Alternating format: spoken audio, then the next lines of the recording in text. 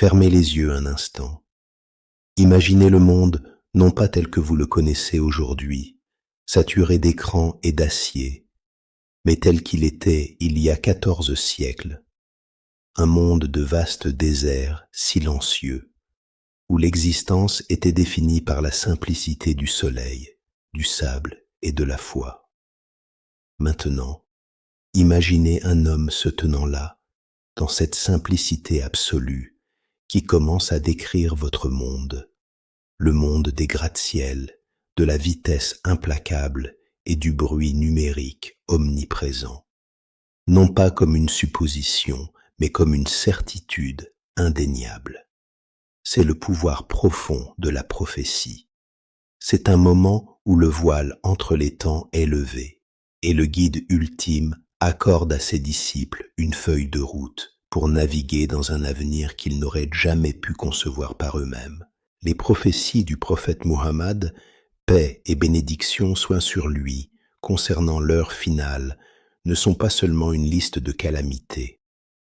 Elles sont un programme profond, conçu pour enseigner à l'humanité la nature absolue de sa dernière épreuve. Comment conserver la foi lorsque le monde entier marche dans la direction opposée? Il n'a pas seulement décrit ce qui se passerait, mais pourquoi cela se passerait. L'érosion morale lente et insidieuse qui doit précéder l'effondrement final et spectaculaire. Le prophète parlait de l'avenir. Il le présentait souvent comme une inversion horrifiante des valeurs. Ses compagnons vivaient dans des maisons en briques de boue, privilégiant la communauté et l'au-delà par rapport à la possession matérielle. Pourtant, il prédit un temps où la mesure ultime du statut serait définie par l'orgueil et l'extravagance. Il décrivit des gens se faisant concurrence farouchement dans la construction de structures somptueuses et élancées, l'érection de tours qui rivaliseraient pour les points les plus hauts dans le ciel, une quête implacable et inutile de domination verticale. Cette prophétie parlait moins de génie civil que de la maladie de l'âme.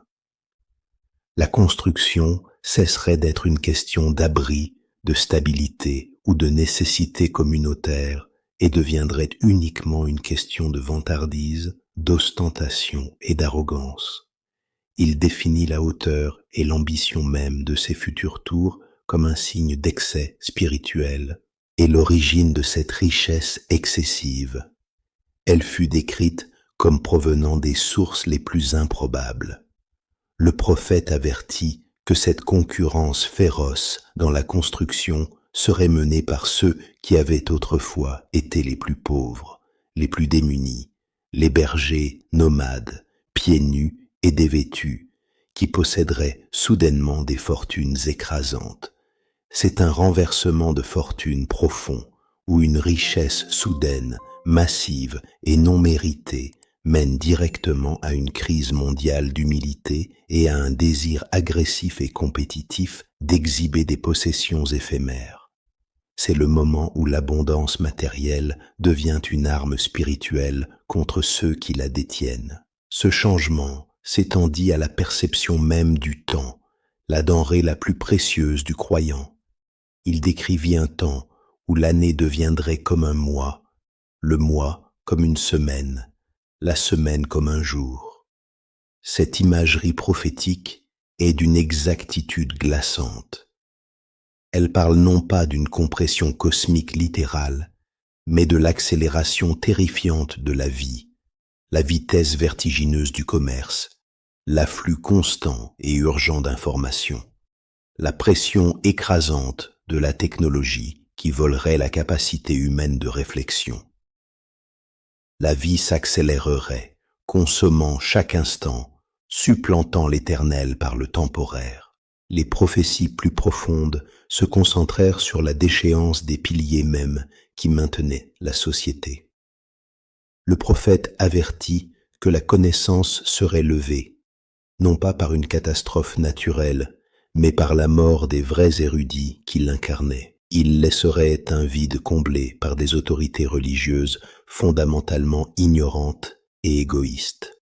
Ces chefs émettraient des décisions basées sur la spéculation, motivées par l'opinion populaire ou l'opportunisme politique, égarant les masses au nom de Dieu.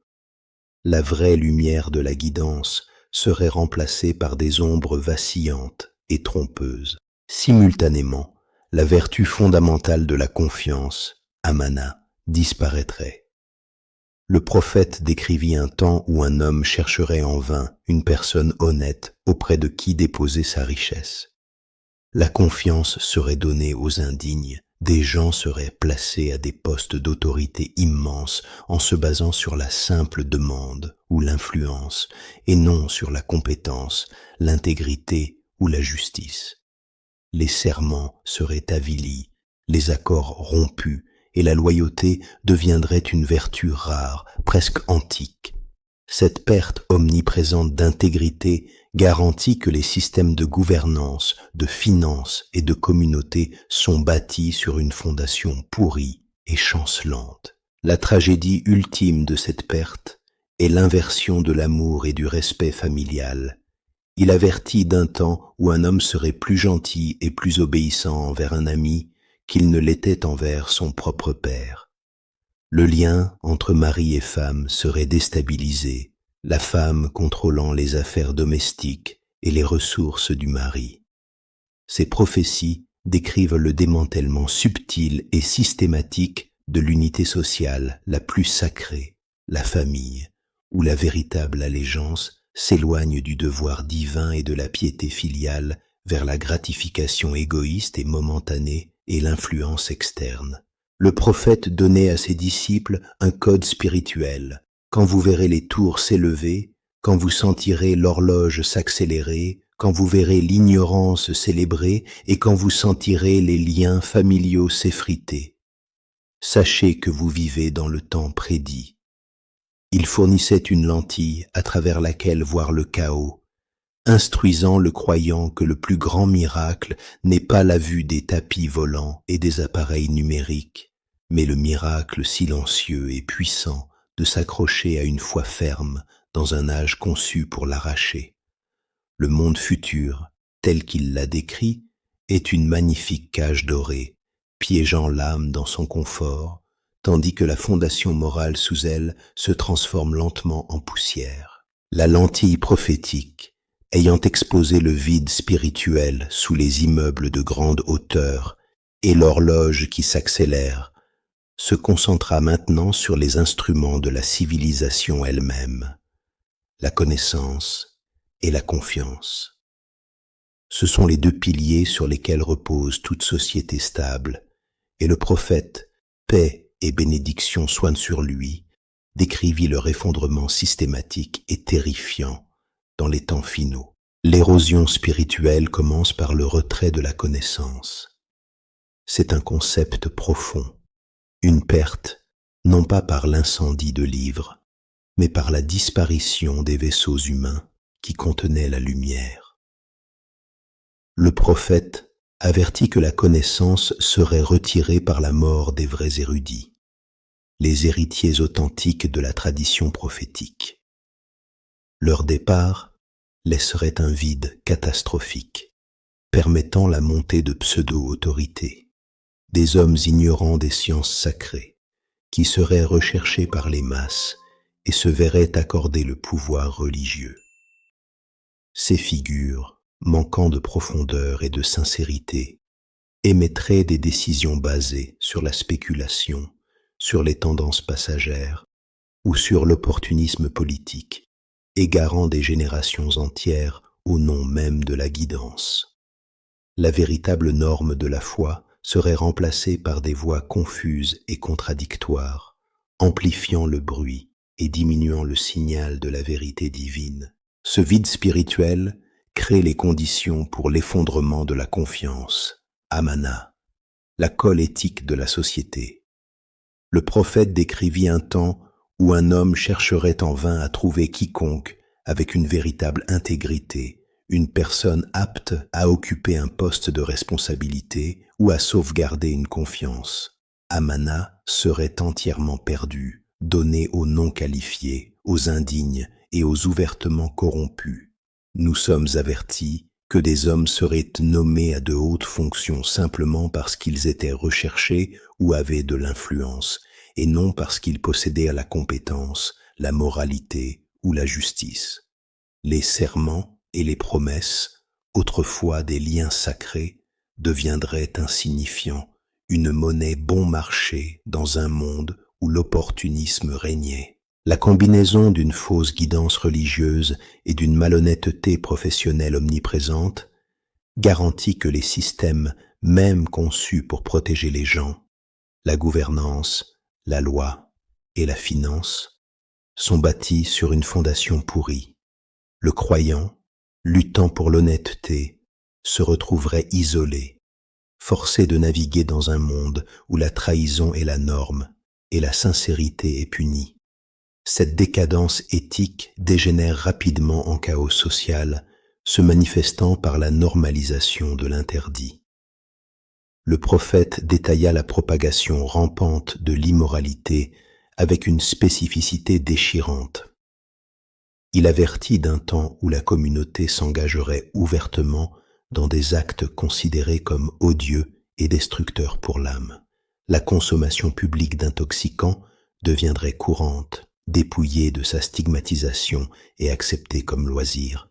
La musique et les femmes chanteuses proliféreraient, dominant l'espace public et distrayant les cœurs du souvenir. Le plus dévastateur, le prophète avertit de la propagation rampante de l'adultère et de la fornication, zina, qui serait pratiquée si ouvertement que les gens s'y engageraient dans les rues, entièrement dépourvus de honte ou de crainte des conséquences.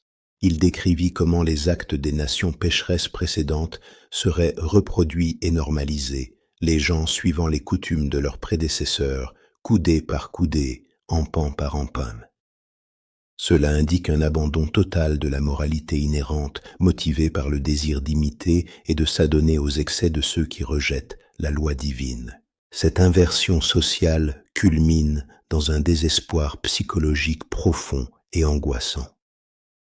Le prophète parla de l'augmentation des tueries, arges, où le meurtre devient généralisé et arbitraire. Celui qui commet l'acte ne saurait souvent pas pourquoi il tue, et la victime ne saurait pas pourquoi elle est tuée.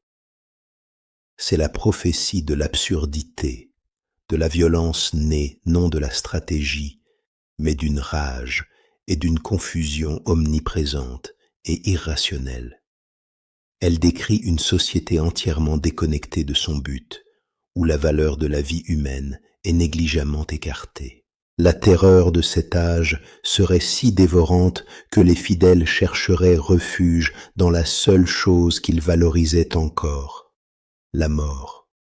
Le prophète décrivit un homme passant devant la tombe d'un autre et souhaitant être dans la tombe au lieu de marcher au-dessus, non par piété ou désir de l'au-delà, mais par pur épuisement accablant face à l'injustice et à la terreur omniprésente de la vie mondaine qu'il était forcé d'endurer.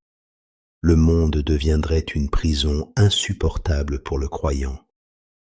Finalement, ces signes mineurs sont la miséricorde divine, l'avertissement clair que la crise n'est pas politique ou économique, mais spirituelle. Il nous enseigne que le premier pas vers l'heure finale est la mort silencieuse de la conscience, l'érosion lente du contrat éthique et le remplacement de la guidance divine par la vanité humaine éphémère.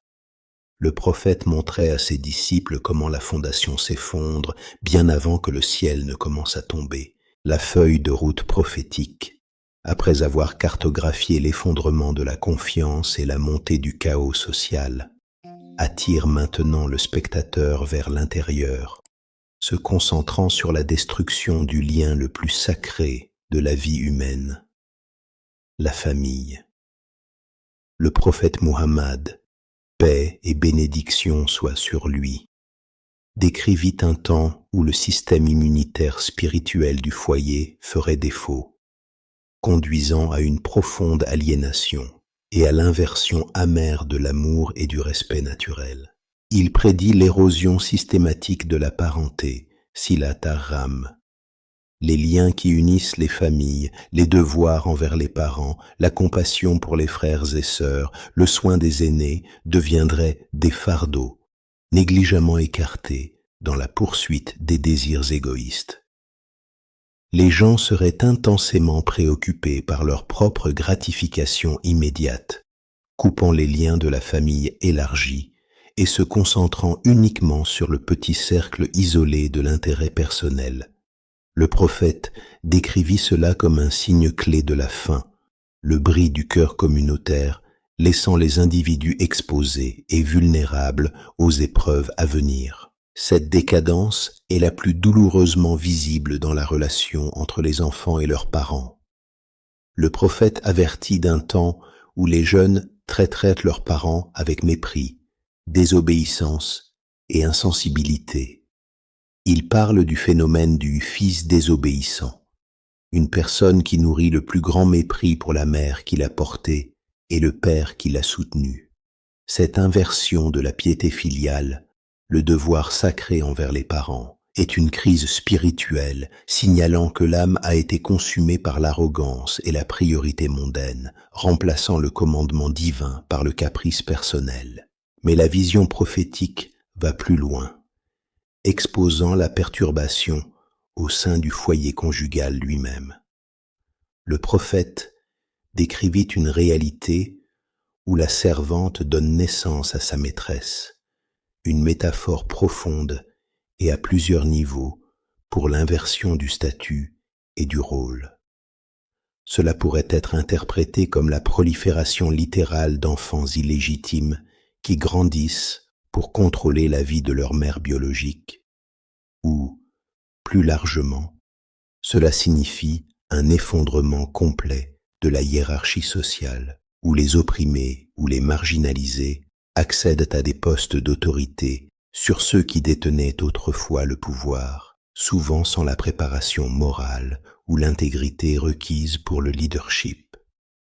Cela parle d'un monde renversé, où l'autorité est mal placée et les rôles sociétaux sont déstabilisés par des changements de fortune soudains et corrompus. Il détailla en outre la déstabilisation de la dynamique homme-femme, avertissant que la femme contrôlerait le foyer et les ressources financières de l'homme, et que le mari serait plus gentil et plus obéissant envers un ami qu'envers son propre père. Ce n'est pas simplement une déclaration sur l'économie domestique, mais un diagnostic du déséquilibre spirituel au sein de la relation. L'allégeance du mari est détournée des devoirs spirituels fondamentaux de son foyer vers des pressions sociales externes et éphémères, et le rôle de la femme est déformé par une autorité mal placée. Le sanctuaire émotionnel et spirituel du foyer est démantelé, remplacé par la tension, les allégeances externes et la discorde domestique. Cet effondrement au sein du foyer a un impact direct et dévastateur sur la rue. La moralité familiale étant brisée, les barrières contre l'indécence ouverte sont entièrement supprimées. Le prophète décrivit un temps où l'étalage public de la dépravation deviendrait la norme. Non seulement les substances intoxicantes et la musique proliféreraient, mais la descente finale serait marquée par la normalisation de l'adultère et de la fornication, zina, pratiquée ouvertement dans la rue sans honte. Il décrivit l'horreur d'un homme et d'une femme se livrant à de tels actes à la vue de tous les passants, un signe que le concept de base de la vie privée, de la pudeur et de la moralité publique a entièrement péri. L'acte ultime d'échec spirituel individuel devient l'acte ultime de défi public contre la loi divine. La conclusion terrifiante de cette érosion morale est le remplacement de la conviction religieuse par une mondanité superficielle. Le prophète décrivit des gens qui se précipiteraient pour prier seulement lorsque le temps serait presque écoulé, accomplissant leurs actes d'adoration paresseusement, manquant de la concentration et de la révérence qui définissent la vraie dévotion. Il parla d'hommes portant des vêtements qui traînaient par terre par arrogance, étalant leur richesse tout en niant les droits des pauvres. Le croyant vivant à cette époque se retrouverait dans un état constant et angoissant de guerre culturelle, luttant pour maintenir l'intégrité de sa foi, lorsque le chemin de moindre résistance mène directement à la corruption et à la facilité. Le prophète fournit la seule solution. Lorsque la fitna, l'épreuve, fait rage, le croyant doit se retirer dans l'isolement, surveiller sa langue et son culte privé, trouver refuge dans les montagnes et les vallées, et préserver la sainteté de son âme contre la vague écrasante de la ruine morale du monde. Les prophéties sont claires. La fin commence non pas par une bombe, mais par la décadence tranquille et progressive du cœur, la rupture des liens familiaux et le remplacement du devoir éternel par le désir momentané. L'effondrement de la parenté et la dissolution du sanctuaire spirituel du foyer créèrent un vide profond et la nature a horreur du vide. Lorsque les liens sacrés de la famille et de la confiance échouent, le cœur humain cherche une nouvelle ancre tangible, et dans l'âge final prédit par le prophète Muhammad, paix et bénédiction soient sur lui, cette ancre devient la richesse absolue. La ruine morale détaillée dans la prophétie précédente de l'effondrement familial est le précurseur inévitable de la ruine économique catastrophique qui s'ensuit. Le prophète fournit un diagnostic glaçant du paysage économique du monde futur. Il décrivit un temps où la richesse inonderait la terre, non pas comme une bénédiction de subsistance, mais comme une épreuve et une tentation. Elle serait abondante, vaste et souvent accumulée par des moyens douteux et contraires à l'éthique. Cette affluence alimenterait l'architecture extravagante et compétitive et l'arrogance spirituelle contre lesquelles il avait précédemment mis en garde, créant une société ivre de sa propre puissance matérielle. Mais le signe économique le plus dévastateur fut la normalisation et l'omniprésence écrasante du riba, l'usure. Le prophète décrivit un temps où la pratique de gagner des intérêts deviendrait si répandue, si fondamentale pour le système financier mondial qu'il serait pratiquement impossible d'échapper à son influence. Il parla d'un moment critique où les gens seraient incapables de l'éviter, déclarant que même si une personne ne consommait pas riba directement, la poussière de celui-ci l'atteindrait sûrement. Cette prophétie est profonde. Elle ne parle pas de transactions isolées, mais d'une matrice financière mondiale et interconnectée, où le système entier, la banque, le commerce, l'investissement et la gouvernance, est fondé sur le mécanisme des intérêts. Le pare-feu éthique entre le commerce pur et le gain exploiteur s'effondrerait entièrement. La poursuite de la richesse deviendrait une fin en soi, détachée de la considération éthique, de la production ou de la justice sociale. L'économie mondiale, comme prédit, se tiendrait sur une fondation immorale, conçue pour consolider la richesse parmi le petit nombre et asservir le grand nombre dans une dette perpétuelle. Le chaos qui en résulterait ne se limiterait pas à la haute finance. Il se manifesterait sur le marché, où les règles de l'engagement honnête disparaîtraient. Le prophète avertit de la prévalence des faux serments utilisés pour vendre des marchandises, où le profit et la tromperie sont privilégiés par rapport à la vérité. Il décrivit des marchands jurant par Dieu pour valider une mauvaise qualité ou des prix gonflés, empoisonnant la confiance entre l'acheteur et le vendeur et accélérant la décadence de l'intégrité qui commença avec la perte d'Amana dans la sphère politique. La conséquence spirituelle de cette malhonnêteté économique est énorme, car le prophète déclara que de telles pratiques dépouilleraient le gain de toute bénédiction, baraka. La maladie morale du riba et l'amour de la richesse créent un cycle de dégradation. La richesse fournit les moyens d'une vie ostentatoire et de la négligence du devoir. La négligence du devoir nécessite la poursuite d'une richesse contraire à l'éthique pour maintenir le style de vie. Le prophète avertit que cette fièvre matérialiste se manifesterait de manière physique et tangible également. L'ornementation des mosquées serait excessive, reflétant la concurrence dans les hauts bâtiments, mais le sens spirituel en elles serait perdu. Les mosquées seraient belles à l'extérieur, mais vides de leur but, reflétant une piété creuse.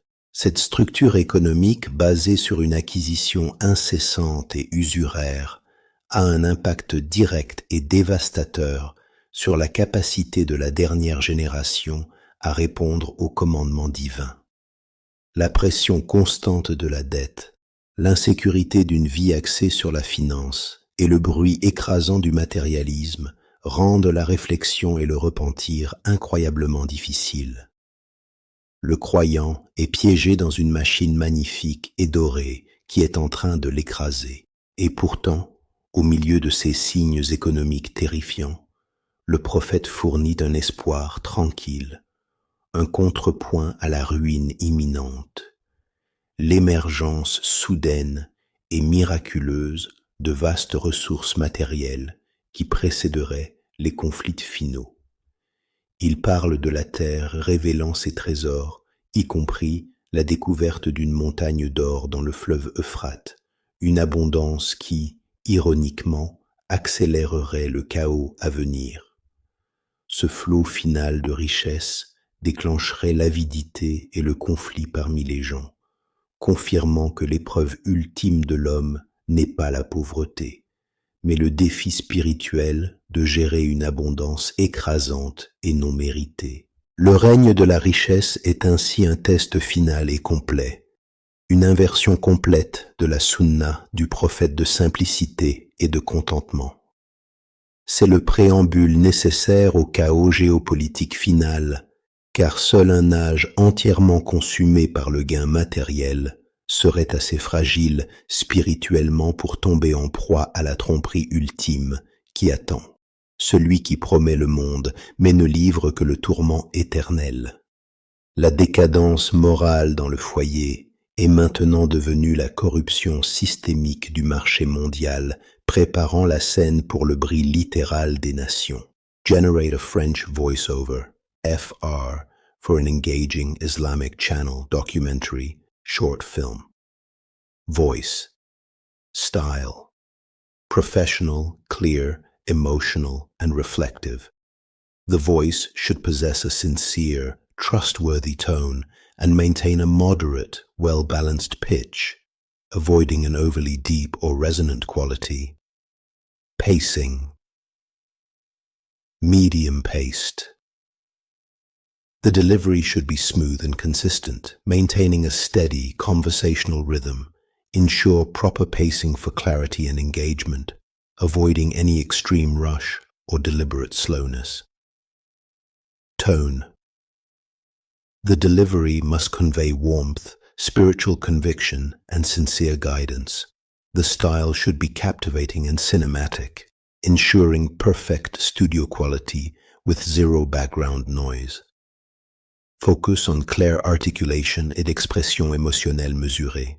La maladie omniprésente de l'âme, nourrie par le culte de la richesse et l'effondrement de l'éthique, a inévitablement un effet profond sur le monde physique.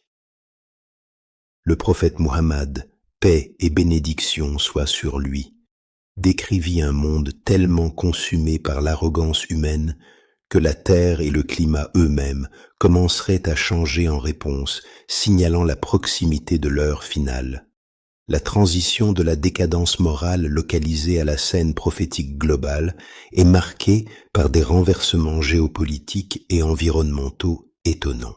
L'un des signes les plus profonds donnés à une époque où la péninsule arabique était et avait été pendant des millénaires définie par le désert aride concerne l'éveil des terres arabes. Le prophète prédit que l'heure ne commencera que lorsque la terre des Arabes reviendra aux prairies et aux rivières. C'est une prophétie époustouflante, indiquant un changement climatique massif et soutenu qui restaurerait l'ancienne fertilité de la région, transformant les vastes sables vides en pâturages verdoyants et en cours d'eau. Ce renversement est un signe visuel puissant que le monde revient à un état ancien précédant le grand drame final. Il suggère que malgré l'excès matériel des futures générations, la nature elle-même répondra à la volonté divine, préparant le terrain pour les luttes littérales sur les terres et les ressources renouvelées. Ce changement environnemental coïncide avec l'accent prophétique sur le Levant, les régions englobant la Syrie, la Jordanie, la Palestine et le Liban moderne. Historiquement, le Levant a toujours été un creuset prophétique, la terre des prophètes et le champ de bataille final pour la vérité. Le prophète intensifia ses avertissements concernant cette zone, déclarant que la stabilité et le refuge se retireraient des autres terres et s'installeraient à Al-Sham, Syrie, Levant.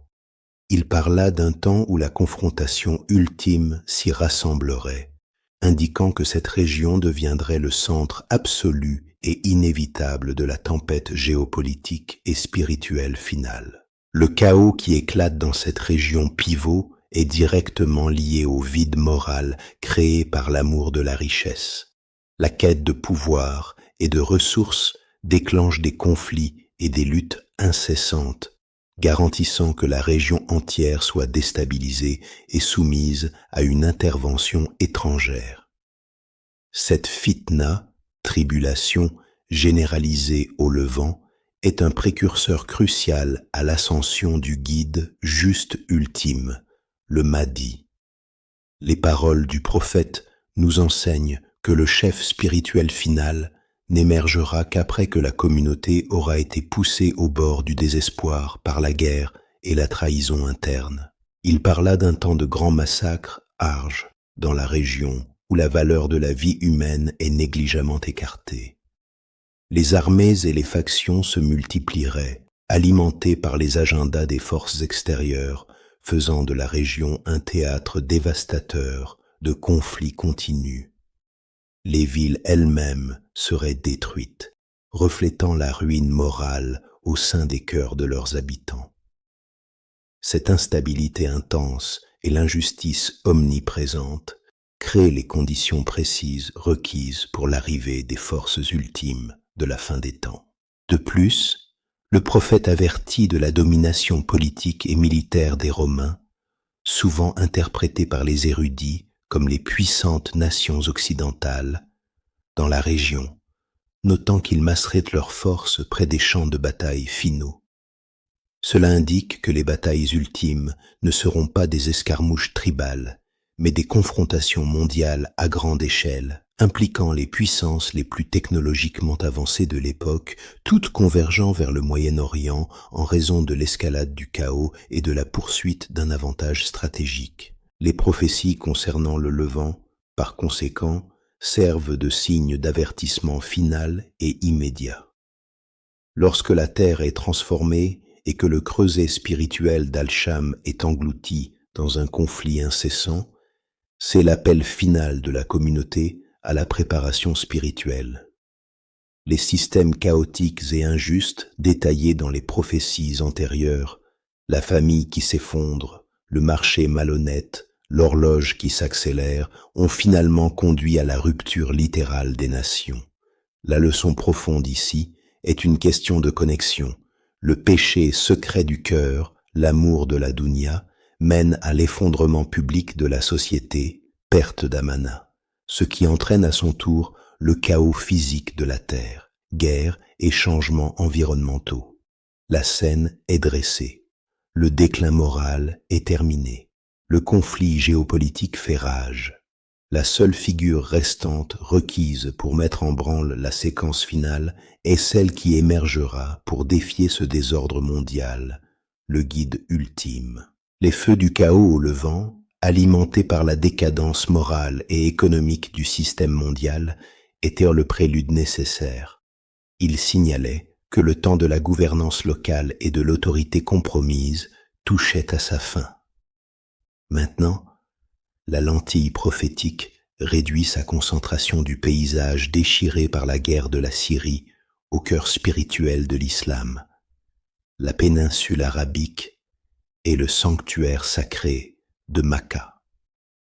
Le drame final exige un nouveau type de chef, et son émergence est prédite par une instabilité politique profonde et spécifique. Le prophète Muhammad, paix et bénédiction soient sur lui, détailla le déclencheur immédiat de l'apparition du Mahdi, une crise de succession suite à la mort d'un souverain arabe influent, souvent désigné comme un roi ou un calife. Les prophéties parlent d'une période de conflit immense sur la question de savoir qui détiendra les rênes du pouvoir. C'est un temps de confusion, de vide politique et de lutte interne parmi les familles et factions dirigeantes, où la poursuite du trône l'emporte sur la poursuite de la justice.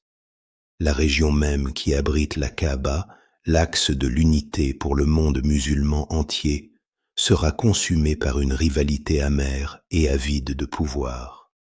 Cette période spécifique de tumulte, une crise de leadership au centre spirituel du monde, est le moment divinement désigné pour l'arrivée du guide ultime. Le monde s'est avéré incapable d'élire ou de maintenir un dirigeant juste. Par conséquent, le chef juste doit être choisi par un décret supérieur. C'est pendant ce chaos, lorsque le conflit sur la succession est à son apogée et que les gens sont désespérés de trouver une guidance, que le Mahdi sera identifié. Il est décrit comme un descendant du prophète, par l'intermédiaire de sa fille Fatima, possédant de nobles qualités et une présence sereine, mais entièrement réticent à assumer le manteau du leadership mondial. Il sera une figure qui fuit le pouvoir, connaissant le poids spirituel terrifiant qu'il porte, choisissant plutôt la solitude du culte et de la dévotion. Mais le destin ne peut être éludé. Un petit groupe purifié de croyants, dispersés à travers le globe, reconnaîtront les signes et convergeront vers Makka pour le trouver. Ce ne sont pas des politiciens ou des faiseurs de rois. Ce sont des hommes et des femmes d'une profonde perspicacité spirituelle, attirés par la conviction intérieure que le moment est venu. Ils traqueront le Mahdi dans les environs de la Kaaba, le lieu le plus sacré sur terre, et le confronteront à la vérité inéluctable de son identité et de sa mission. Les prophéties sont intensément dramatiques à ce stade. Le Mahdi résistera. Il craindra le fardeau et l'épreuve, les fuyant initialement, espérant éviter la responsabilité écrasante de mener la lutte finale contre le système d'Ajali.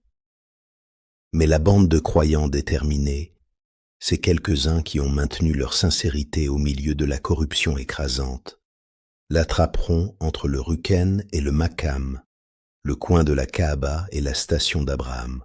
Là, contre sa propre volonté, ils le forceront physiquement à accepter la baya, le serment d'allégeance. Cet acte clandestin, accompli au cœur spirituel de l'islam, est le moment où la flamme de la guidance divine est allumée pour l'âge final. Ce serment n'est pas une manœuvre politique, c'est un couronnement spirituel, plaçant le fardeau de la justice mondiale sur les épaules du seul homme capable de le porter. Le nombre de ses disciples initiaux est intensément symbolique. Ils sont dits être 313. Ce n'est pas un nombre aléatoire, c'est un écho direct de la bataille de Badr, la toute première confrontation décisive dans l'islam, où le prophète mena exactement 313 compagnons contre une force supérieure, marquant la naissance spirituelle de l'État musulman. La bay'a du Mahdi, avec 313 âmes justes, marque la renaissance spirituelle de l'État musulman. la fondation finale et purifiée du califat construite sur la méthodologie prophétique. Ces compagnons initiaux sont l'élite spirituelle de l'âge final. Ils sont décrits comme les meilleurs intellectuels, les croyants les plus sincères, provenant de différents coins de la terre, leurs cœurs unis par le rejet commun de l'injustice mondiale et la dévotion absolue à la vérité divine. Ils sont le noyau, le contrepoint parfait à la corruption qui afflige le monde, et ils formeront le cercle intérieur de commandants, de stratèges et de conseillers du Mahdi. L'émergence du Mahdi et la Bay'a à la Kaaba sont la réponse directe et spirituelle au chaos moral, économique et géopolitique décrit dans les parties précédentes. Le cœur spirituel du monde, consumé par la lutte interne, a maintenant produit le guide ultime. La phase finale de la feuille de route prophétique est maintenant irréversiblement en mouvement, signalant le commencement de la lutte mondiale pour la justice qui doit précéder la conquête de Rome et les jours finaux. Le couronnement spirituel tranquille du Mahdi à la Kaaba, auquel n'ont assisté que 313 âmes dévouées, fut un acte de profond défi contre la vague mondiale de corruption. Bien que réalisé en secret, l'énergie spirituelle de cet engagement fut instantanément palpable, envoyant des ondes de choc à travers les structures politiques et tyranniques de la région. L'ultime confrontation pour le cœur du monde musulman avait commencé. La réaction la plus immédiate et violente vint des forces établies de l'oppression interne, le Soufiani, le tyran qui avait pris le contrôle du Levant, la figure même soutenue par les grandes puissances mondiales qui craignaient l'appel sans compromis du Mahdi à la justice, reçut la nouvelle de la Bay'a, serment d'allégeance, avec une fureur absolue. Il reconnut l'émergence du Mahdi comme une menace existentielle pour le contrôle systémique qu'il représentait. Le Mahdi était la lumière, le Soufiani était l'obscurité qui cherchait à l'éteindre. La réponse du Soufiani fut rapide et absolue. Une grande armée bien équipée fut dépêchée de Syrie, marchant vers Makka et Médine avec l'ordre exprès et brutal d'éliminer le Mahdi et son petit mouvement naissant. Cette armée était l'incarnation physique de l'esprit tyrannique, possédant des armes, de l'expérience et l'arrogance d'un nombre écrasant. Le Mahdi et son noyau initial de partisans, armés seulement de conviction et de simplicité, semblaient destinés à l'anéantissement.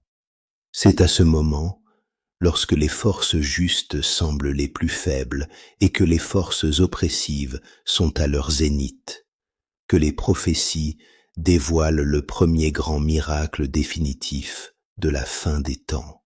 Alors que l'armée massive du Soufiani marchait à travers le désert entre Makka et Médine, un emplacement spécifique connu dans les narrations sous le nom d'Al-Baïda, la terre elle-même répondit au décret divin.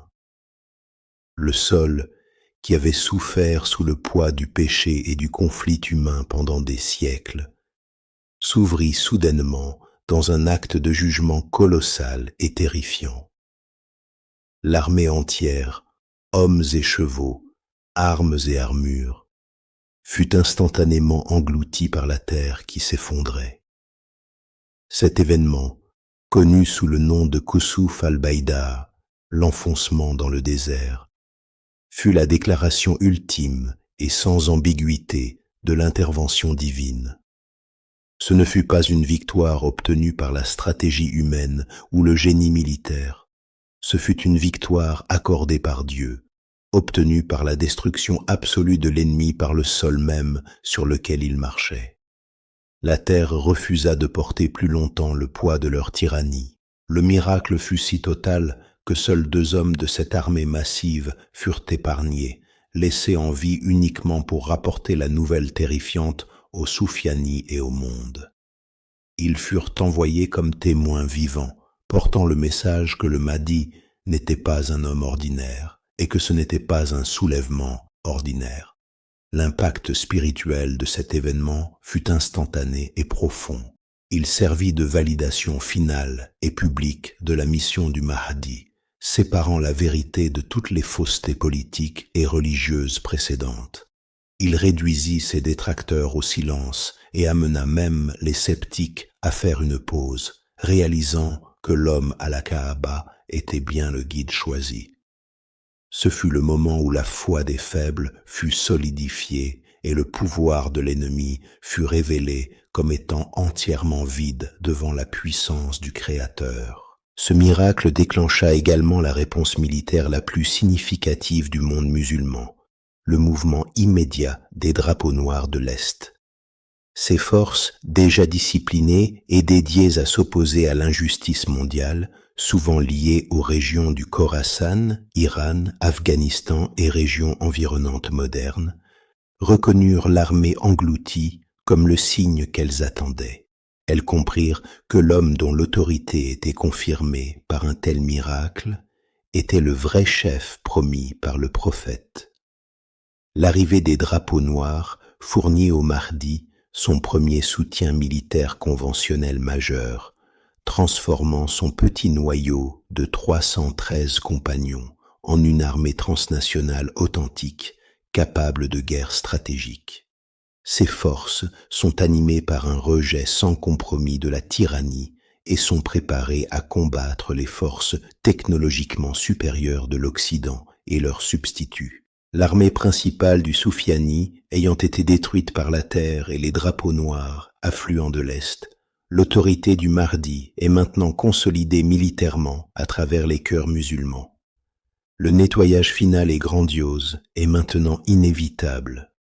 La prochaine bataille ne sera pas un miracle, mais une confrontation sanglante nécessaire pour éliminer les forces résiduelles du Soufiani et libérer entièrement le Levant, déblayant la scène pour le conflit mondial ultime contre les superpuissances qui ont orchestré le chaos initial. La prophétie a été validée par l'acte ultime de la puissance divine. Le miracle de l'armée engloutie à Al-Baïda avait validé l'autorité du Mahdi, et l'arrivée des drapeaux noirs de l'Est avait fourni la force militaire nécessaire. La scène était maintenant dressée pour la confrontation finale et sanglante visant à reprendre les cœurs au pouvoir des forces de la tyrannie interne. L'ennemi principal était le Soufiani, le substitut impitoyable et charismatique qui représentait la corruption et l'oppression même que le Mahdi était destiné à éradiquer. Ce n'était pas une guerre pour le territoire, c'était une guerre pour l'âme de la communauté, un nettoyage interne nécessaire avant que la lutte mondiale ne puisse commencer. Les prophéties décrivent cette confrontation comme la lutte ultime entre deux philosophies spirituelles opposées, la justice et la pureté sans compromis du mouvement du Mahdi contre la tromperie, la haine et le pouvoir mondain du système du Soufiani. Le Soufiani, soutenu et armé par les puissances mondiales résiduelles qui percevaient le Mahdi comme une menace existentielle pour leur domination économique et politique, amassa ses légions restantes. Cette armée finale était formidable, équipée d'armes modernes et soutenue par la volonté politique des nations occidentales qui voyaient le Soufiani comme leur dernier moyen de dissuasion locale viable. Ils se battaient pour la continuation du système corrompu. Les forces du Mahdi se battaient pour l'établissement de la souveraineté de Dieu. La grande bataille, souvent située par les érudits dans les plaines du Levant, près des anciennes terres prophétiques, fut dévastatrice. Bien que l'armée du Mahdi manquât de l'arsenal de haute technologie de leur soutien, elle possédait le génie stratégique des 313 compagnons et le courage inébranlable des drapeaux noirs, tous unis par une foi qui transcendait la peur de la mort. Leur détermination fut un multiplicateur de force spirituelle contre un ennemi se battant pour une cause perdue. Le conflit fut brutal, mais la supériorité stratégique et spirituelle du Mahdi, s'avéra absolu. Le coup de grâce final survint lorsque le Mahdi vainquit de manière décisive l'armée du Soufiani.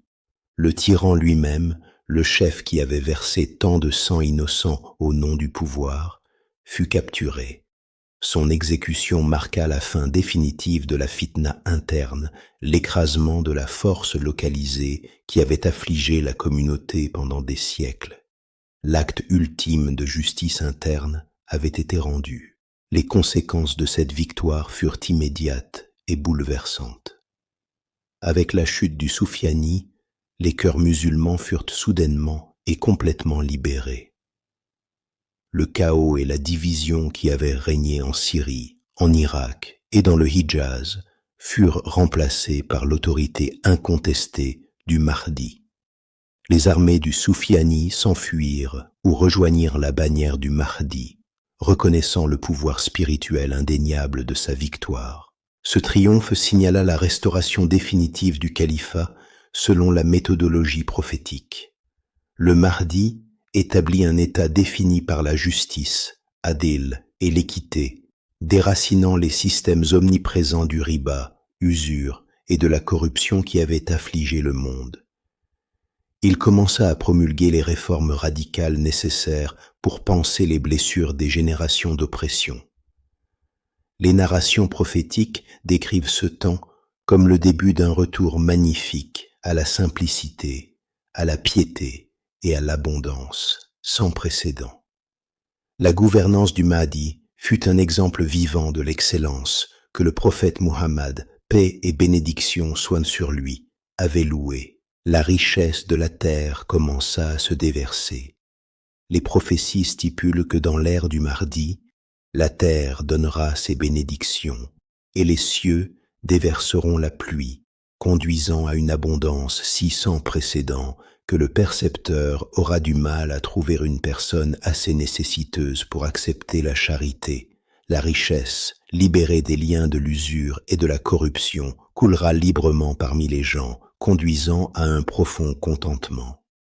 Cette transformation économique et spirituelle est la vraie et ultime victoire du Mahdi sur la corruption matérialiste prédite dans les prophéties antérieures. Mais cette consolidation du pouvoir et cet âge d'or interne furent immédiatement reconnus comme une menace monumentale par les quelques puissances occidentales dominantes restantes. Elles avaient perdu leur substitut. Leur réseau de renseignement était brisé et elles étaient maintenant confrontées à un État sans compromis, unifié, qui rejetait l'intégralité de leur système mondial de finance et de contrôle. Le pouvoir du Mahdi n'était plus un soulèvement local, c'était un califat transnational et idéologiquement absolu. La scène géopolitique était maintenant dégagé de l'ennemi interne, préparant la scène pour la première grande confrontation externe. Le pouvoir du Mahdi avait atteint son apogée, et les forces occidentales savaient qu'elles ne pouvaient pas permettre à cette menace spirituelle de s'étendre. La période finale et décisive de la feuille de route prophétique était arrivée. La purification de la base était terminée. La lutte finale contre le monde extérieur était maintenant inévitable. La conquête de Rome, la deuxième grande promesse, passa soudainement du domaine de l'espoir eschatologique au domaine de la nécessité stratégique imminente. La victoire du Mahdi sur le Soufiani avait brisé les forces par procuration interne et établi un califat unifié et sans compromis au cœur du territoire. Ce profond succès spirituel et politique fut immédiatement reconnu par les puissances occidentales dominantes, les forces historiquement appelées les Romains comme une menace monumentale. Un conflit ouvert et immédiat entre l'Occident technologiquement avancé et les légions spirituellement résolues du Mahdi semblait inévitable. Pourtant, la feuille de route prophétique détaille une pause fascinante et cruciale, l'établissement d'une grande trêve. Hudna, cette trêve naquit non pas de l'amitié, mais d'une nécessité géopolitique urgente. le prophète Muhammad, paix et bénédiction soient sur lui, révéla que ce pacte serait signé parce que les forces occidentales et l'État du Mahdi se retrouveraient face à un ennemi commun terrifiant, une troisième puissance mondiale agressive dont la menace existentielle obligerait à une alliance temporaire. Cet ennemi commun, non identifié dans certaines narrations mais posant clairement un danger massif et partagé, força les nations technologiquement supérieures à rechercher la force militaire et la résilience unique de l'armée purifiée du Mahdi. Les termes de l'alliance dictaient une campagne conjointe. Les forces du Mahdi et les armées occidentales marcheraient ensemble, combattant côte à côte contre ce troisième agresseur. Cette coopération sans précédent témoignait du génie stratégique indéniable du Mahdi et du pouvoir spirituel reconnu de ses légions. La campagne conjointe remporterait une victoire grande et décisive, éliminant la menace immédiate partagée et confirmant l'efficacité militaire des forces justes. Cependant, la victoire du Mahdi était spirituelle et idéologique, tandis que celle des forces occidentales était purement politique et matérielle. Cette différence fondamentale garantissait que la trêve était fragile, destinée à se briser sur le conflit central qui avait conduit le monde vers l'heure finale, la revendication de la souveraineté ultime. Le prophète détailla l'incident précis et dévastateur qui romprait l'alliance. Immédiatement après la victoire conjointe, alors que les forces combinées se reposaient et collectaient leur butin, l'orgueil spirituel du contingent occidental s'enflammerait en défi ouvert. Un soldat chrétien, aveuglé par l'orgueil et privilégiant les symboles mondains à la vérité divine, lèverait la croix et proclamerait « La croix a triomphé ». Nous avons gagné grâce à la force de ce symbole. Cette revendication, affirmant une souveraineté spirituelle qui niait l'unité absolue de Dieu et le rôle du prophète, était une violation intolérable du cadre éthique sous-jacent du pacte. L'engagement du Mahdi était envers la vérité, et la vérité ne pouvait rester silencieuse. Un soldat musulman, un guerrier qui avait fait face à la terreur du Soufiani et survécu au champ de bataille, se précipiterait pour défendre absolument le monothéisme et briserait la croix symbolique. Ce soldat juste serait instantanément tué par les forces chrétiennes, et la trêve, l'alliance de paix, serait simultanément et irréparablement brisée. Ce moment est profond. Il révèle que la guerre finale ne porte pas sur la terre, le pétrole ou la politique. C'est une guerre d'idéologie et de revendications spirituelles. La confrontation commence non pas par un incident diplomatique, mais par le meurtre d'un homme juste défendant l'honneur de Dieu, confirmant que l'affrontement est inévitable. Les deux armées se séparent immédiatement et se précipitent vers leurs centres de pouvoir respectifs. Les forces du Mahdi, déjà aguerries par des années de conflits et de purification, comprennent la gravité de la situation. Le temps des luttes localisées est terminé. Elles font désormais face à la puissance militaire totale et unifiée de la civilisation occidentale dominante, dépouillée de tout semblant de paix. Les puissances occidentales, enragées par le défi à leur symbole spirituel et terrifiées par l'autorité spirituelle croissante du Mahdi, commencent à mobiliser leur arsenal ultime. Cette mobilisation prépare le terrain pour la confrontation militaire la plus immense, terrifiante et décisive de toute l'histoire humaine, Al-Malhama, Al-Kubra, la grande bataille. Les narrations prophétiques confirment que les forces occidentales rassembleront une armée d'une taille stupéfiante, tirant des forces de tous les coins de leur influence, équipées de l'armement le plus avancé et de haute technologie que l'ère de la science matérielle puisse produire.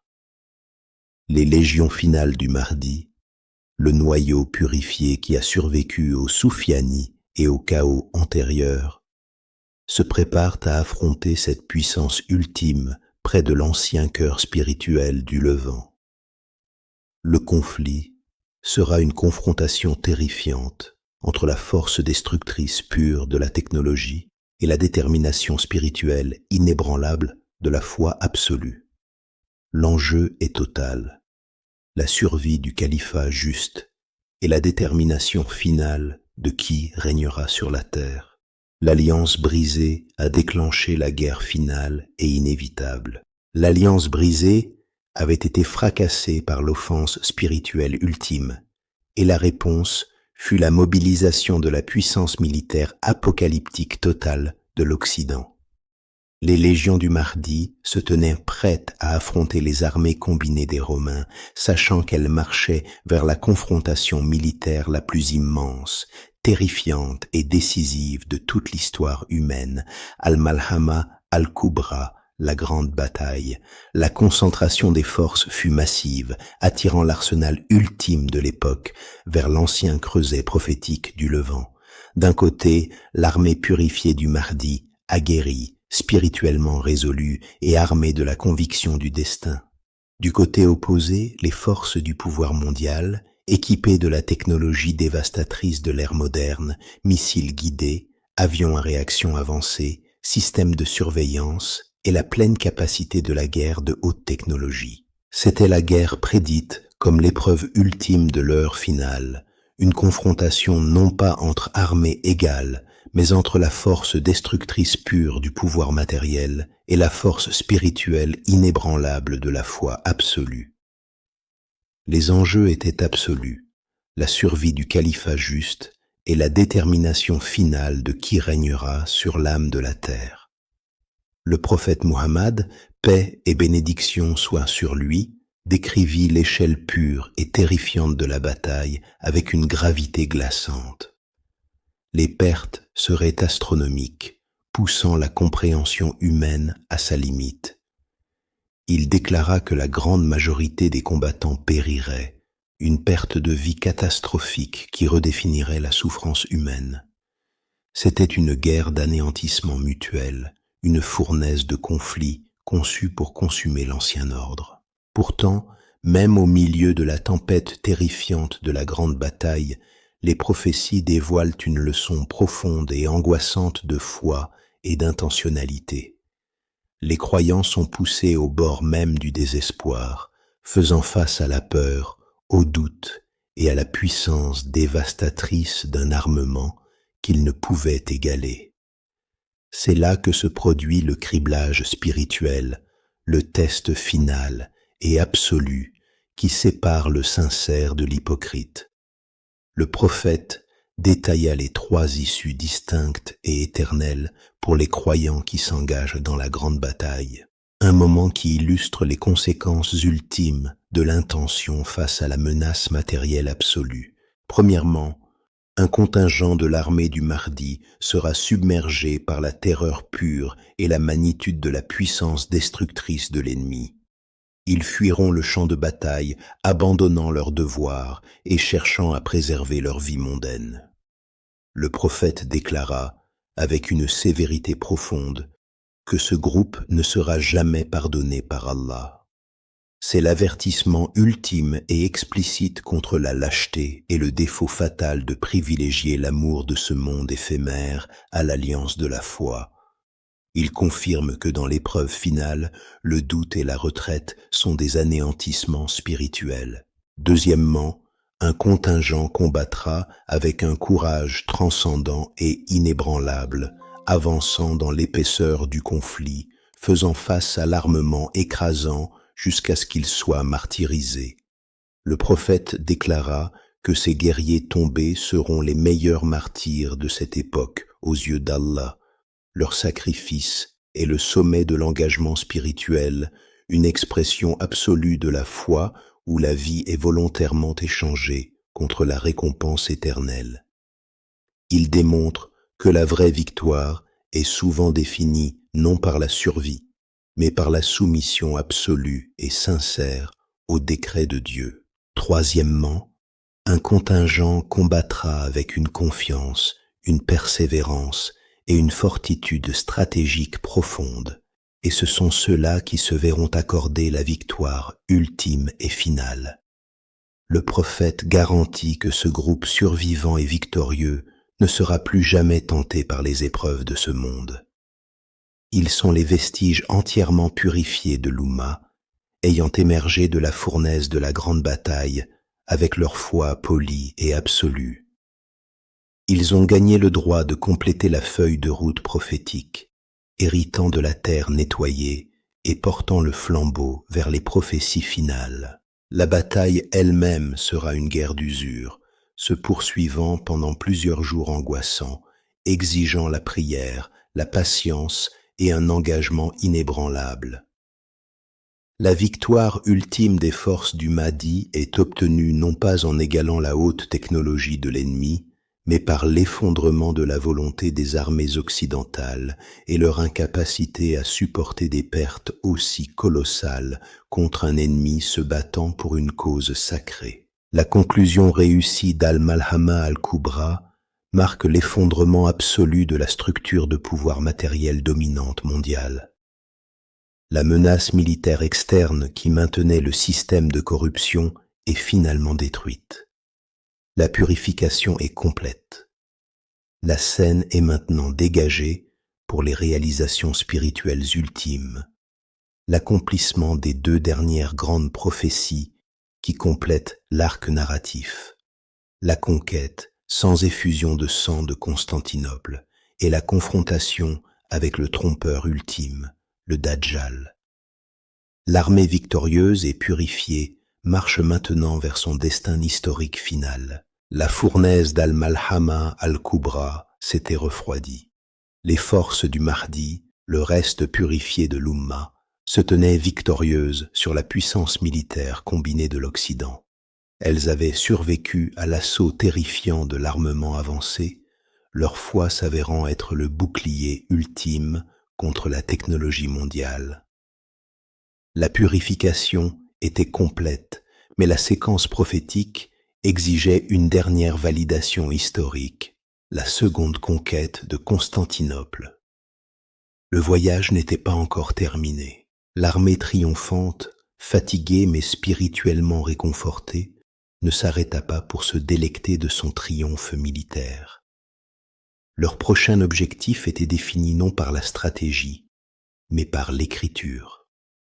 Le prophète Muhammad, paix et bénédiction soient sur lui, avait décrété une ouverture finale et définitive pour l'ancienne cité qui se dressait maintenant comme Istanbul. Cette seconde conquête servirait de signe ultime et public que l'ère prophétique avait été entièrement restaurée et que l'âge de la justice avait véritablement commencé. Le Mahdi mena ses légions, les guerriers qui avaient survécu à la grande bataille en marche vers la ville. Mais ce fut une conquête sans précédent dans le monde, avant ou depuis. Il n'y eut pas de canon, pas de ligne de siège et pas d'effusion de sang. Cette victoire serait un miracle de son, d'intention et de crainte divine. Elle se dresse comme le contrepoint spirituel profond au siège historique mené par Mehmed al-Fatih des siècles auparavant. Alors que l'armée purifiée du Mahdi approchait des murs de la ville, ils ne levèrent pas d'armes. Au lieu de cela, ils élevèrent leur voix dans la déclaration profonde de la majesté et de l'unicité de Dieu. Ils crièrent les grandes louanges qui leur avaient été enseignées par le prophète, les mots de certitude absolue. Ils élèveraient le cri du takbir. Allahu Akbar, Dieu est le plus grand. Le son du takbir, multiplié par les milliers de voix des justes, frappera la ville non pas comme un son, mais comme une force spirituelle. Le prophète prédit qu'à la première proclamation unifiée d'Allahu Akbar, une grande partie des défenses de la ville s'effondrera miraculeusement.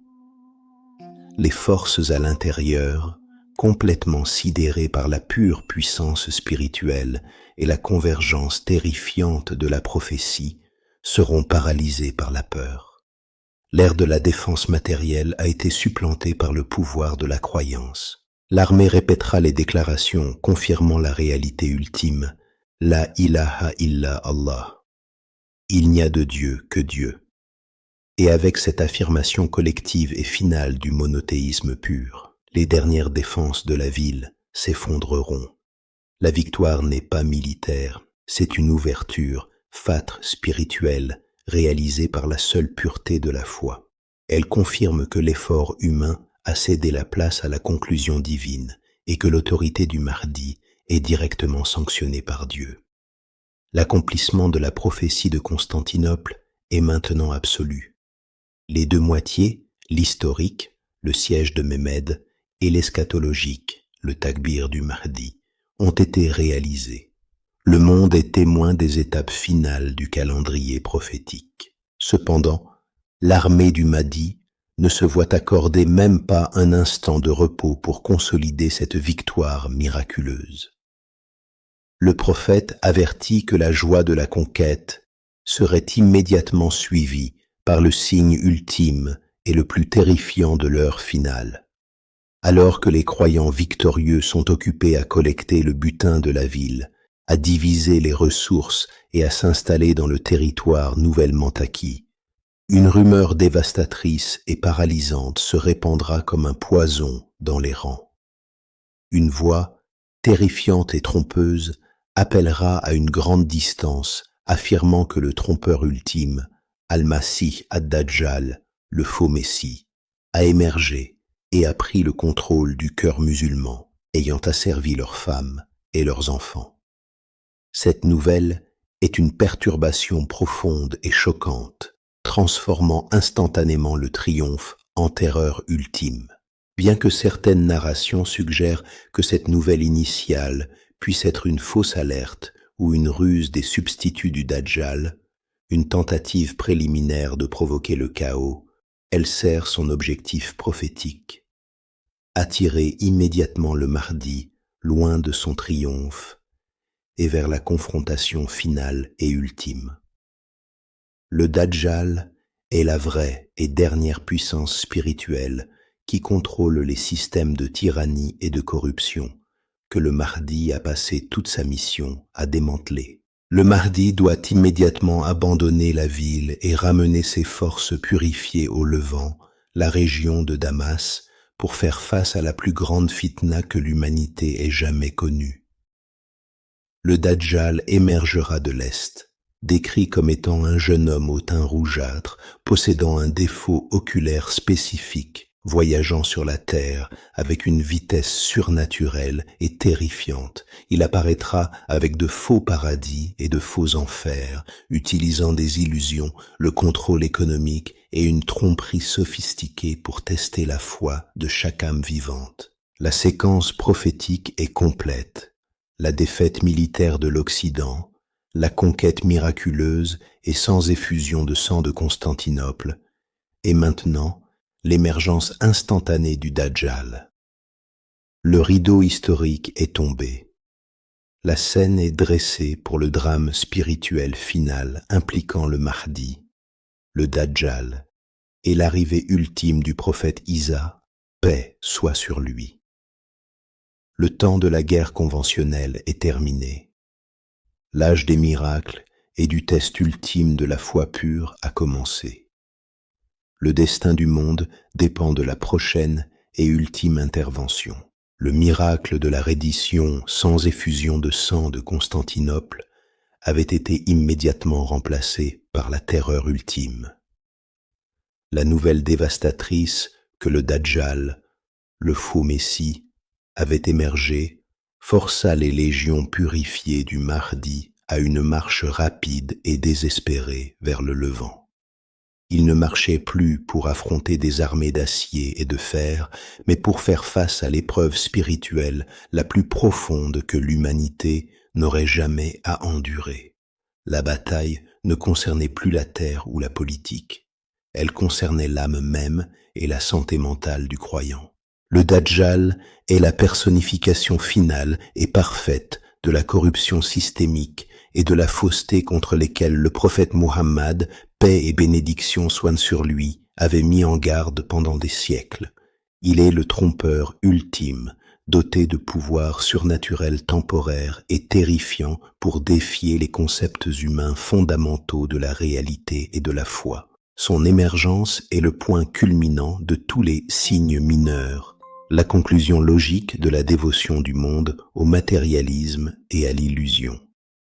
Il est décrit avec des détails physiques spécifiques, une figure juvénile au teint rougeâtre et un défaut distinct et visible, un défaut dans un œil. Cette imperfection est un signe constant et visible qu'il n'est pas le vrai Messie, une miséricorde divine accordée aux croyants pour distinguer la vérité du mensonge. Pourtant, malgré ce défaut, sa capacité à tromper est absolue. Le pouvoir du Dajjal n'est pas militaire, il est économique, psychologique et magique. Il parcourt la terre avec une rapidité terrifiante comparée à un nuage poussé par le vent apparaissant simultanément à travers les continents. Son contrôle sur le monde matériel est absolu. Il commande la météo, faisant tomber la pluie pour ceux qui le suivent et imposant une sécheresse et une famine immédiates à ceux qui le nient. Il tient l'illusion du paradis et l'illusion de l'enfer dans ses mains, utilisant ses constructions terrifiantes pour tester la foi de chaque âme vivante. Sa stratégie ultime est d'exploiter les faiblesses spirituelles créées par les signes mineurs, l'amour de la richesse, la peur de la pauvreté et la confusion découlant de l'absence de vrais érudits. Le Dajjal promet des richesses instantanées, de la subsistance et du soulagement à ceux qui se soumettent à sa revendication de divinité, tout en infligeant une privation immédiate et écrasante à ceux qui s'accrochent fermement au monothéisme. C'est l'épreuve ultime et finale du tawakkul, confiance en Dieu. Le Dajjal utilise des formes de tromperie avancées et subtiles qui parlent directement du matérialisme de l'âge final. Il exploite le système financier mondial, les systèmes d'information et les médias de masse, opérant la machine de propagande ultime. Il peut faire multiplier instantanément les troupeaux d'un homme pauvre ou faire en sorte que les morts semblent parler à leurs proches vivants, terrifiant ses partisans et les forçant à l'obéissance. Il est l'aboutissement du culte mondial de la technologie et de la richesse, transformé en arme contre le cœur. Le Mahdi, le guide juste, comprend le danger spirituel profond. Il mène son armée à la ville de Damas, non pas pour la bataille, mais pour le refuge spirituel. Il sait que la force humaine ne peut vaincre le pouvoir surnaturel du Dajjal. Sa première priorité tactique est d'isoler ses partisans, les exhortant à chercher refuge dans les mosquées sacrées, à réciter des versets spécifiques du Coran et à maintenir une concentration absolue et inébranlable sur la vérité de l'unicité de Dieu. La bataille est devenue une guerre d'usure contre la terreur psychologique. La situation devient désespérément angoissante. Le Dajjal et sa vaste suite trompée, composée principalement de ceux qui ne cherchaient que le gain mondain, y compris les vestiges des systèmes mondiaux de corruption, réussiront à assiéger le Mahdi et sa communauté purifiée à Damas. Les croyants sont encerclés, affamés et confrontés à la menace existentielle ultime. Ils sont poussés au bord du désespoir, comptant uniquement sur la prière et la certitude inébranlable de leur foi. Le moment du désespoir ultime est le moment précis de l'intervention divine. Alors que le Mahdi est debout, dirigeant la prière du Fajr, aube, se préparant à ce qui semble être leur dernière heure, une lumière profonde et aveuglante fendra le ciel oriental au-dessus de Damas. Le siège est sur le point d'être brisé, non par une intervention humaine, mais par l'arrivée miraculeuse et ultime du vrai Messie. La scène est dressée pour l'intervention la plus dramatique de toute l'histoire humaine. Le règne de terreur du Dajjal est un chapitre terrifiant mais nécessaire. Il prouve que le cœur humain, lorsqu'il est coupé de son Créateur, tombera inévitablement en proie aux mensonges les plus scandaleux, à condition que ces mensonges promettent le confort et la sécurité matérielle.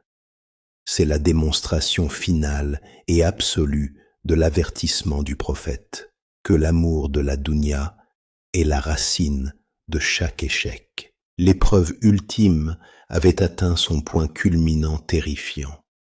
Le Mahdi et sa communauté purifiée, assiégés à Damas, faisaient nos faces au pouvoir absolu et écrasant du Dajjal, le faux Messie. L'effort humain était épuisé. L'épreuve spirituelle était complète. Ils avaient atteint le point de dépendance totale, et c'est précisément à ce moment de désespoir maximal que la promesse divine d'intervention allait être accomplie. Le prophète Muhammad, paix et bénédiction soient sur lui, avait averti qu'aucune force humaine ne pouvait vaincre les capacités surnaturelles et la vaste tromperie du Dajjal. Le triomphe exigeait une force spirituelle d'égale et de plus grande magnitude. Alors que le Mahdi se tenait dirigeant les croyants dans la prière du Fajr, aube, se préparant à faire face à ce qui semblait être leurs dernières heures d'inanition, le ciel au-dessus de Damas fut déchiré par une lumière aveuglante. C'était le moment prédit par toutes les écritures divines, un miracle qui ferait taire tout doute et mettrait fin à toute prétention, le nuzul, descente, du prophète Isa, fils de Mariam, Jésus, paix soit sur lui. Il descend, non pas comme une ombre du passé, mais comme un prophète de Dieu vivant et physiquement entier, revenant après des siècles passés dans le royaume céleste. Les narrations le décrivent atterrissant sur le minaret blanc de Damas, ses mains reposant sur les ailes de deux anges, sa présence irradiant une vérité pure et absolue qui annule instantanément les illusions du Dajjal. La scène est d'une profonde et majestueuse humilité. Le Mahdi, reconnaissant le grand prophète de Dieu, recule humblement, invitant le prophète Isa à diriger la prière.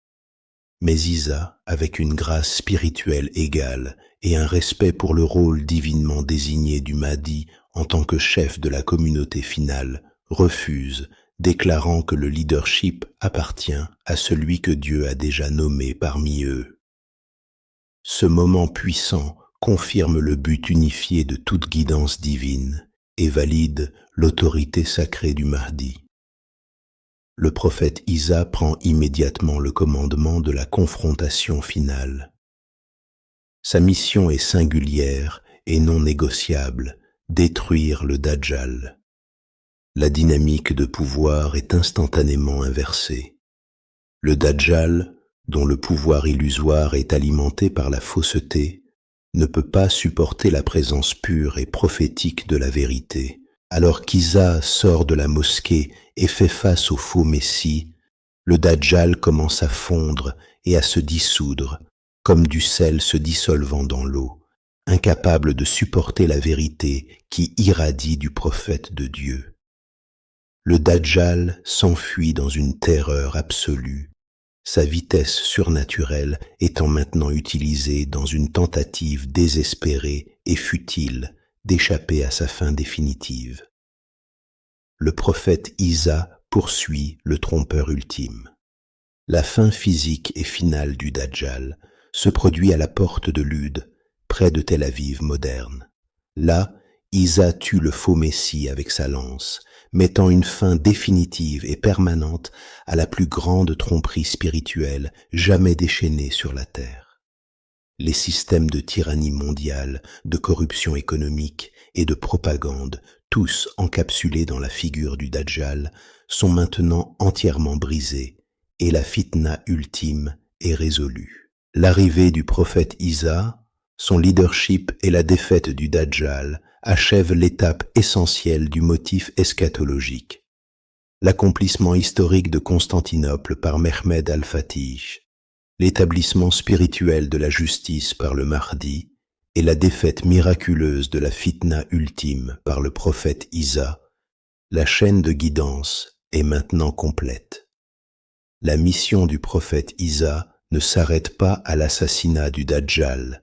Il commence le processus de réforme spirituelle systématique, corrigeant les erreurs théologiques accumulées au fil des siècles et restaurant la pratique pure de la foi. Il confirme le message final de l'islam, confirmant l'autorité du Coran et de la Sunna. Les narrations stipulent qu'il brisera la croix et tuera le porc, des actes qui symbolisent l'éradication des interprétations religieuses erronées et la restauration du monothéisme pur à la communauté mondiale. Le règne conjoint du Mahdi et du prophète Isa établit l'âge d'or de la justice sur terre. Le monde, nettoyé des puissances militaires externes, de la corruption interne du Soufiani et de la tromperie ultime du Dajjal, entre dans une période de sérénité et de bénédiction matérielle sans précédent. Le Mahdi, en tant qu'architecte de l'État juste, et Isa, en tant que guide spirituel suprême, inaugurent un temps où la terre donne son abondance et les cœurs de l'humanité sont tournés vers l'adoration. La leçon ultime de l'échec du Dajjal est renforcée.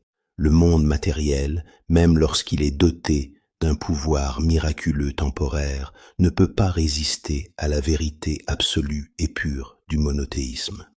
La victoire est complète. La scène est dressée pour l'apogée finale et pacifique de la mission prophétique. La défaite du Dajjal a inauguré un temps de profonde et bénie tranquillité. L'âge d'or final de la justice, prédit par le prophète Mohammed, paix et bénédiction soient sur lui.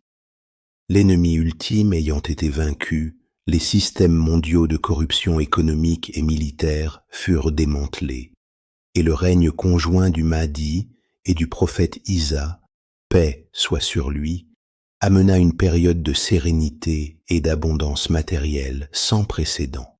Cette ère est l'accomplissement de la vision spirituelle de l'islam, un temps où la terre est littéralement restaurée à un état de quasi-paradis.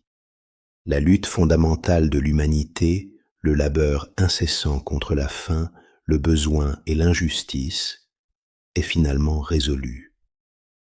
Le Mahdi, en tant que chef politique et spirituel, assura l'éradication absolue de l'usure, riba, le poison systémique qui avait étouffé l'économie mondiale pendant des siècles. La richesse, libérée des liens de l'exploitation, commença à couler librement, distribuée avec une telle équité que la pauvreté chronique disparut. Les narrations prophétiques décrivent un monde si riche que la personne cherchant à donner l'aumône lutte pour trouver un destinataire vraiment nécessiteux. Le prophète Isa, le vrai Messie, se concentra sur la purification spirituelle de l'âme humaine. Ayant brisé la croix et tué le porc, des actes symboliques de correction des interprétations théologiques erronées, il établit un temps de monothéisme pur et sans mélange.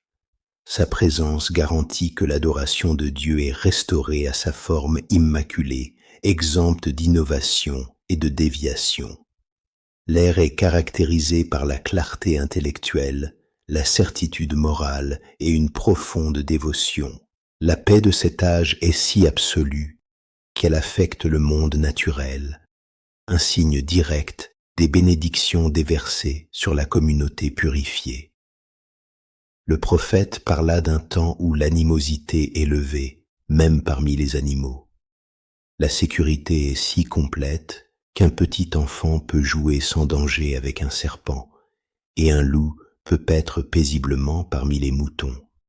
Cette imagerie est profondément émouvante, signalant que la tranquillité spirituelle atteinte par l'humanité sous la guidance du Mahdi et d'Isa restaure le monde à un état d'harmonie qui fait écho au jardin d'Éden. Les croyants, durant ce temps, vivent dans un état de croissance spirituelle continue et de paix communautaire. Le système politique est juste, l'économie est équitable, et le stress constant de la fitna a disparu. Cette ère, d'une durée du règne du Mahdi, estimée entre 7 et 9 ans, et s'étendant sur le reste de la vie du prophète Isa, est la preuve ultime et tangible de la capacité de l'islam à guider la civilisation vers son plus haut potentiel. C'est le dernier chapitre réconfortant avant l'ultime dissolution cosmique. Cependant, la phase humaine bénie de la feuille de route prophétique doit se terminer. Le Mahdi, ayant accompli son but monumental, établir la justice, vaincre les menaces internes et externes et ouvrir la voie à la descente d'Isa, décédera. Sa mort, profondément pleurée par la communauté purifiée, marque la fin profonde de l'ère du dernier chef guidé. Il est enterré dans les terres nettoyées, ayant atteint l'accomplissement ultime de la promesse du prophète. Après le départ du Mahdi, le prophète Isa poursuit son règne béni, maintenant le système de justice et dirigeant la communauté finale des croyants. Il fournit leadership, sagesse et fortitude spirituelle, les guidant à travers la réapparition éventuelle de la corruption mineure. Il se marie et vit toute sa durée de vie naturelle sur terre. Après des années de paix inégalée, le prophète Isa, le messager d'Allah, décède également. Les musulmans restants prient sur lui et il est enterré près du prophète Muhammad. Paix et bénédiction soient sur lui à Médine, achevant le voyage spirituel des deux plus grands messies de l'histoire. Le départ de ces deux grandes figures signale la transition irréversible vers le déclin final et rapide du monde. L'encre spirituelle a été retirée. La communauté juste demeure, mais l'ère de la guidance miraculeuse est terminée. Les signes finaux et terribles de l'heure que le Mahdi et Isa avaient tenus à distance par leur présence et leur autorité commencent maintenant à se dérouler rapidement et sans relâche. Les normes morales et éthiques commencent à s'affaisser une fois de plus, accélérant rapidement le monde vers le chaos cosmique final. La mort du Mahdi et du prophète Isa, paix soit sur eux, a clôturé l'âge de la guidance miraculeuse, mais la feuille de route prophétique avait une destination finale et terrifiante, l'effondrement total du monde matériel. Les ancres spirituelles avaient été retirées, et l'érosion morale, bien qu'arrêtée brièvement par l'âge d'or, commença sa descente finale et irréversible. Le prophète Muhammad, paix et bénédiction soient sur lui, décrivit les derniers moments de l'humanité comme une séquence en cascade implacable d'événements cosmiques accomplissant ses avertissements finaux à la lettre. Les signes mineurs, qui avaient été les doux murmures d'avertissement pendant des siècles, revinrent maintenant comme un rugissement assourdissant. Le vide moral s'approfondit et les dernières générations seraient caractérisées par une ignorance écrasante et un retour complet au culte de la dunya, vie mondaine. Les plus résilients des croyants, le dernier et pur vestige de l'Oumma, seraient épargnés l'horreur absolue. Les prophéties parlent d'un vent doux et miséricordieux qui passera sur la terre, emportant doucement les âmes de chaque personne qui porte une once de foi, les épargnant les moments finaux terrifiants. Pour ceux qui restent, les spirituellement ruinés, les arrogants et les ignorants qui ne se sont jamais soumis, la dissolution cosmique commence. La Terre elle-même rejette l'âge de l'homme. Le premier grand événement cosmique est l'émergence terrifiante de la fumée, du Khan. Un nuage épais et suffocant d'obscurité et d'oppression couvre la terre, apportant une souffrance intense, servant de premier signe indéniable que la fin est là. Ceci est suivi par la perturbation la plus absolue de la loi physique, le lever du soleil à l'ouest. Le contrat final entre le Créateur et la création est rompu. Le rythme le plus constant et réconfortant de l'univers, le cycle est-ouest, est inversé. La plus grande horloge du monde est brisée. Le prophète confirme que lorsque cela se produit, la porte du repentir, Tauba, est scellée de manière permanente. Le temps de choisir la croyance est terminé, car l'invisible est devenu visible, et l'opportunité de la foi a expiré. Simultanément, la bête de la terre, Dabat al-Ard, émerge, une créature avec un but singulier et terrifiant. Elle voyage rapidement, possédant le pouvoir absolu de distinguer le croyant du mécréant. Elle marque physiquement le front des justes d'un signe de lumière et marque le front des négateurs, rendant le destin éternel de chaque âme publiquement visible. Toute ambiguïté est supprimée. Le jugement final est estampillé sur le visage de l'humanité. Vient ensuite l'acte final de destruction terrifiant. Un feu colossal, émergeant de la direction du Yémen, se répandra à travers la terre. C'est une force naturelle écrasante qui pousse les vestiges survivants et désespérés de l'humanité vers le lieu de rassemblement final préétabli. Ce feu consume toute résistance, toute prétention et toute forme matérielle, signalant la fin complète de l'âge de l'homme et le début du jugement cosmique. La trompette sonnera, le premier coup, envoyant des ondes de choc à travers l'univers, annihilant toute vie consciente et aplanissant les montagnes. Après une période désignée d'attente profonde et silencieuse, la trompette sonnera à nouveau, le deuxième coup, et toute l'humanité, de la toute première âme à la toute dernière, sera ressuscitée pour le jour du jugement. Le récit long et tentaculaire de l'existence humaine, couvrant l'ascension des empires, l'effondrement de la morale et les interventions prophétiques ultimes, se conclut dans la présence vaste et humble du Créateur. La leçon durable, la feuille de route prophétique. Cet ensemble immense de connaissances prophétiques, la feuille de route fournie par le prophète Muhammad, paix et bénédiction soient sur lui, n'a jamais été destiné à être une source d'effroi fataliste. C'était une leçon finale et complète sur la façon de vivre.